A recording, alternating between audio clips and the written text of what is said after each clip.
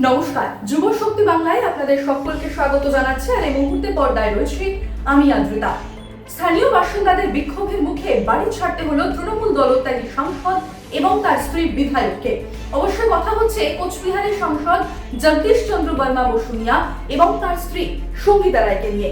প্রসঙ্গত উল্লেখ্য, 2024 লোকসভা নির্বাচনে কোচবিহার কেন্দ্র থেকে তৃণমূলের টিকিটে জয়লাভ করেছিলেন জগদীশ চন্দ্র বর্মা বসুনিয়া এবং অন্যদিকে 2026 সিতাই বিধানসভা কেন্দ্র থেকে এই জোড়াফুলের প্রতীকে জয়লাভ করেছেন তার স্ত্রী সঙ্গীতা রায়। আর আপনারা জানেন যে ইতিমধ্যে কিন্তু পালাবদলের বঙ্গে তৃণমূল দলে যেরকম ভাঙনের হিড়িক অব্যাহত, ঠিক সেই ভাঙনের হিড়িকে বা সেই স্রোতে কিন্তু গা ভাসিয়েছেন জগদীশ চন্দ্র বর্মা বসুনিয়াও।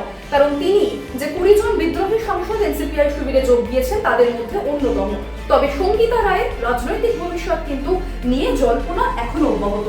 আর এই দুজন তারা যখন এদিন রাত 11টার সময়, সূত্রের খবর রাত 11টার সময় তারা তাদের সিতাইয়ের বাড়িতে এসে পৌঁছন, সে খবর স্থানীয় বাসিন্দাদের কাছে পৌঁছতেই তারা কিন্তু জগদীশ চন্দ্র বর্মা বসুনিয়ার বাড়ির সামনে বিক্ষোভ দেখাতে শুরু করেন, তাদেরকে উদ্দেশ্য করে স্লোগান দিতে থাকেন এবং মুহূর্তের মধ্যে গোটা পরিস্থিতি কিন্তু ক্রমশই উত্তপ্ত হতে শুরু করে।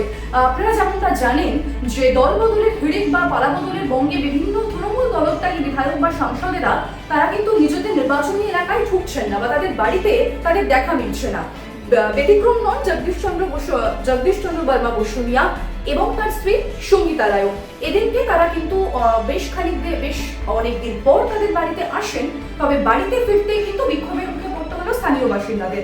আর তারপর ঘটনার অবশ্যই পরিস্থিতি নিয়ন্ত্রণে আনতে ঘটনাস্থলে পৌঁছতে হয় পুলিশকে এবং রাত 2টার সময়তে একেবারে কড়া নিরাপত্তা বলয়ে তারা কিন্তু আবারও বাড়ি ছাড়তে বাধ্য হন। আগামীতে বঙ্গ রাজনীতির পরিস্থিতি ঠিক কোন দিকে বদলায় বা আগামীতে ঠিক কি ভবিষ্যৎ হয়, সঙ্গীতা রায়ের রাজনৈতিক ভবিষ্যৎ ঠিক কি হয়, সেদিকে অবশ্যই নজর থাকবে আমাদের যুব শক্তি বাংলা।